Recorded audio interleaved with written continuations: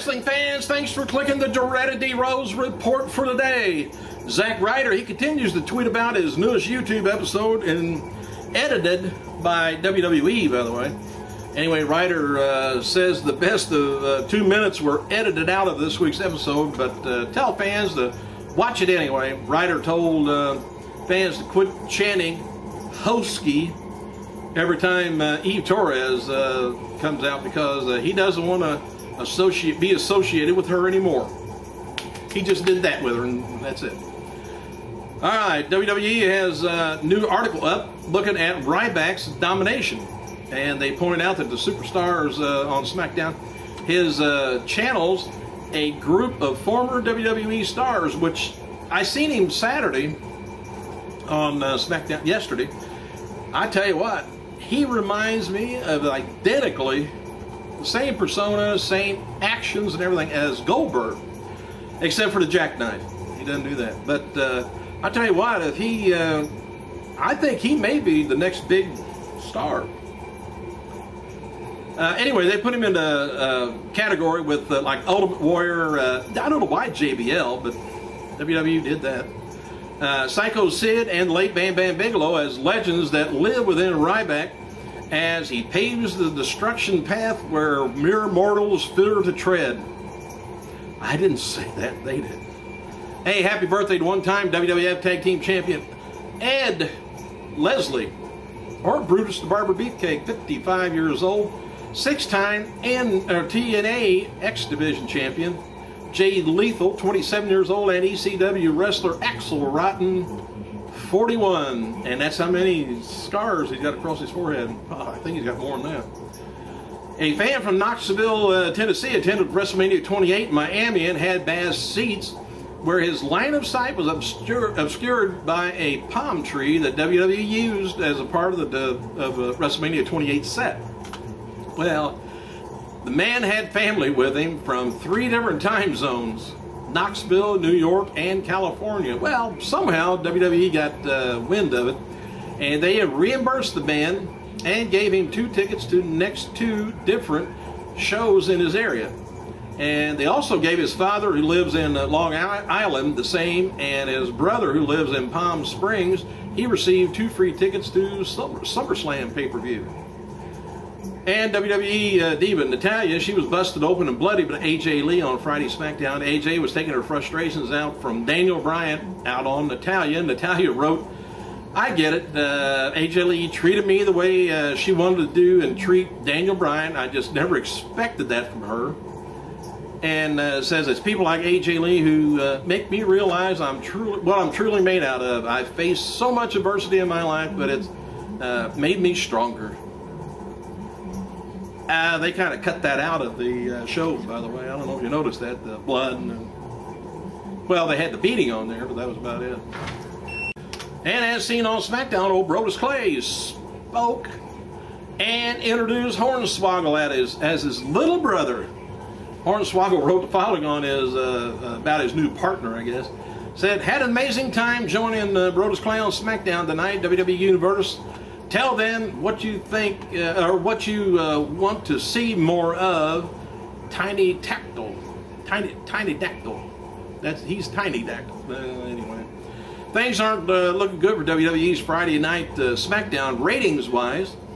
Disappointing 1.55 rating from the live show on April 10th brought SmackDown's yearly average for 2012 to a 1.97. SmackDown finished 2011 with an average of a 1.97.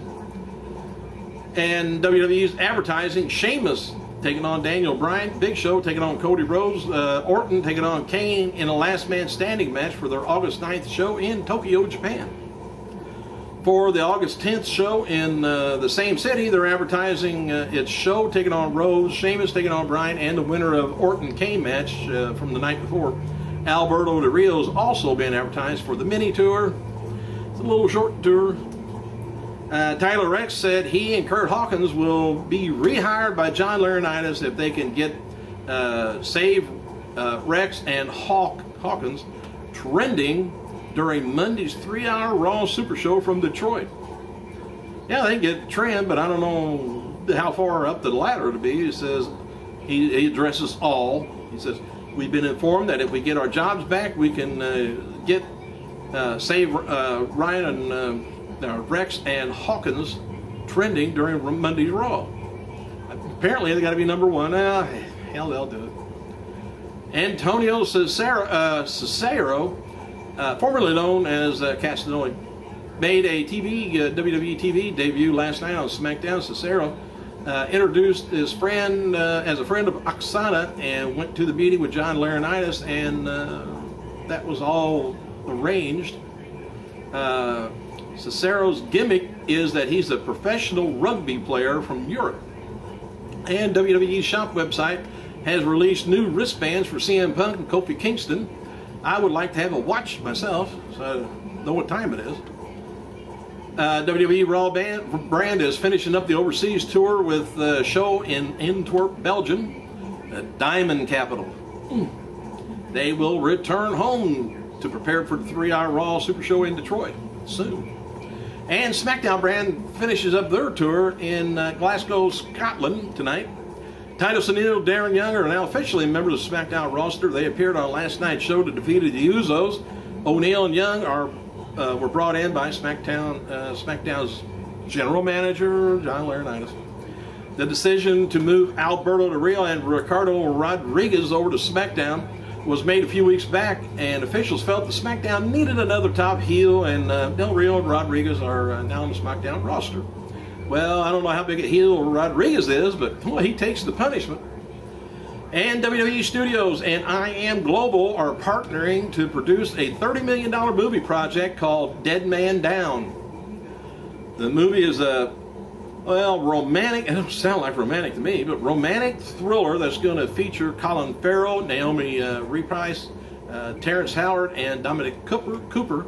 Farrell is going to be playing a crime lord, right-hand man seduced by Rapace, I guess her name, her character, in a scheme to extract retribution.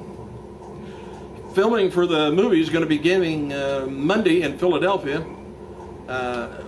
Anyway, there's no WWE star expected to be attached to the movie, I guess. But WWE is going to co-finance it and promote it. They might get off in another direction if they keep the superstars out of movies. Edge's contract, by the way, expires at the end of April, not on May 1st. WWE officials are attempting to re-sign Edge to a new deal, and are not happy that the news got out of his current deal expiring. They're afraid he's going to go somewhere else, and they want to use him for PR work, different places. No wrestling. WWE sources claim that there's been financial contractual issues, and WWE may have underestimated that Edge would just re-sign any offer that they made.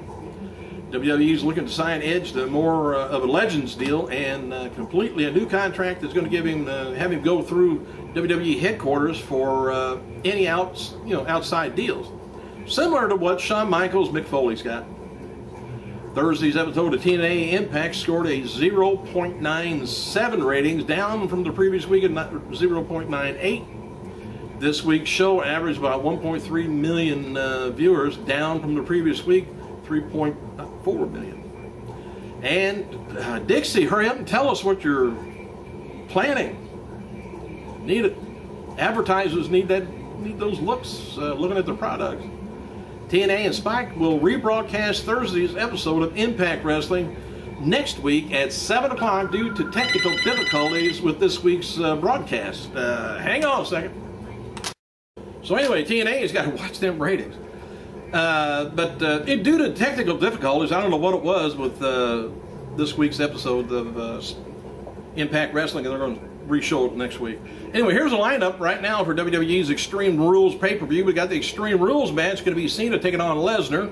Chicago Street Fight for WWE title is going to be Chris Jericho taking on Punk.